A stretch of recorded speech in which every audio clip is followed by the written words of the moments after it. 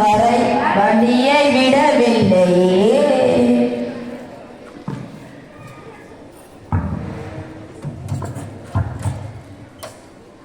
டே ராமு, எடா குமாரு, இங்க வாடா. என்னடா பண்ற? பார்த்தா தெரியல, ஆடு மாடு மேய்க்கிறேன். ஏன், என்ன விஷயம்? இன்னைக்கு நம்ம ஊருக்கு வண்டியெல்லாம் வந்து கொடியேற்ற போறாங்களாமே. ஏன், என்னாச்சு? தெரியலையடா. அதோ ஒரு ஸ்கூல் பைய போறான். அவன்கிட்ட கேட்போம். ஏன் பள்ளிக்கூடத்து தம்பி, இங்க வாடா.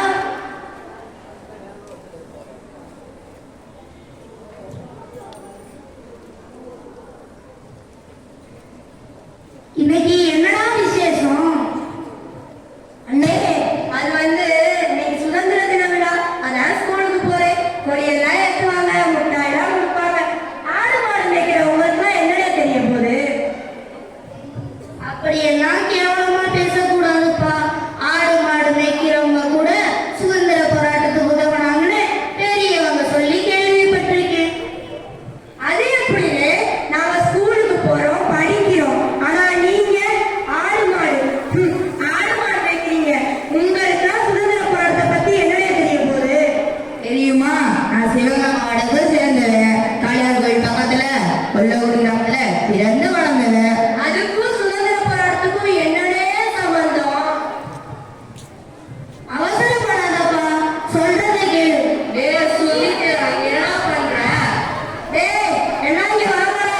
இந்த அண்ணன் சுதந்திர போராட்டத்தை பத்தி சொல்றாங்க, கேட்போமே. என்னடா சொல்ற? இங்க சக்கையெல்லாம் ஊத்தி குடிக்க போறாங்கடா. டேய் வாங்கடா, இந்த அண்ணன் சொல்றதை கேட்போம்.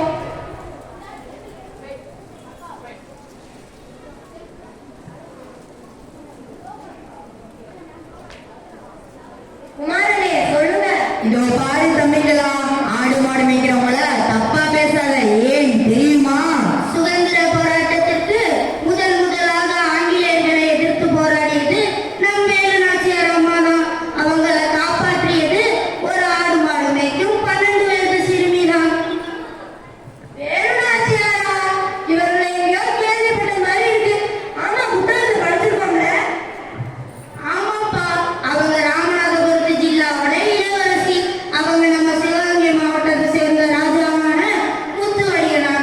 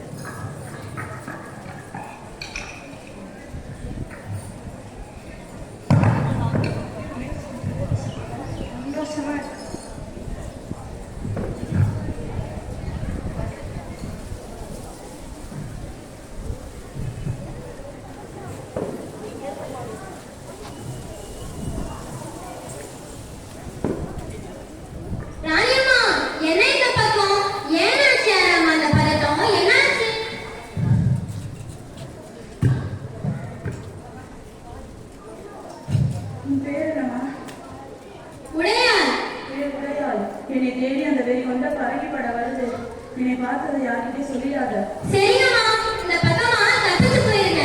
நான் யார்கிட்டயும் சொல்ல மாட்டேன். தப்பிச்சுங்க.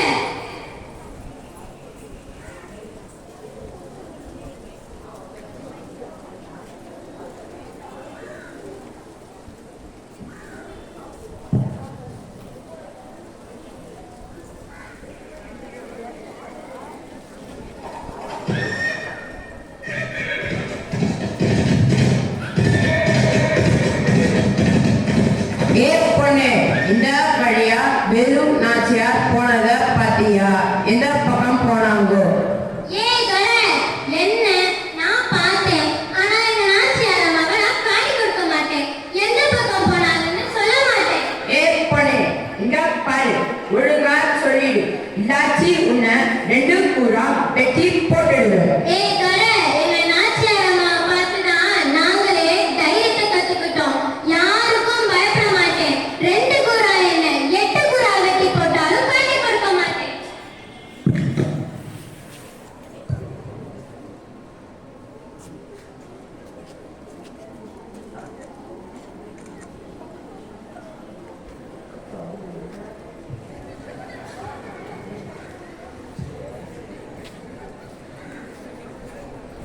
இப்படியே ஆடு மேய்க்க முடியாத அந்த ஆங்கிலேயர்கள் கொண்டுட்டாங்க.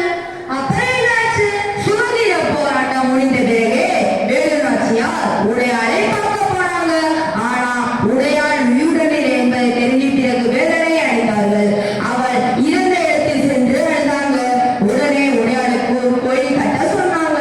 உடையாள் வெட்டப்பட்ட இடம்தான் இப்போ கொல்லங்குடியில் இருக்கும் ஸ்ரீ வெட்டுடையாள் காளியம்மன் கோயில். வெட்டு கூட்டல் உடையாள் என்பதே வெட்டுடையாள் காளியம்மன் கோயில் என்று இன்றும் நமக்கு காட்சி தருகிறார். தன் உயிரை கொடுத்து வேலுநாச்சியாரை காப்பாற்றியதற்காக உடையாளை கட்டிய நன்றிக்காரர். சாரி அண்ணே, ஆடு மாடு மேய்க்கிறவங்களை பத்தி தப்பா பேசுனதுக்கு மன்னிச்சிடுங்க. இந்த சுதந்திர தினம் நம்ம எல்லாருக்கும் மகிழ்ச்சியையும் தேசப்பட்டையும் கண்டு கொடுத்திருக்கு.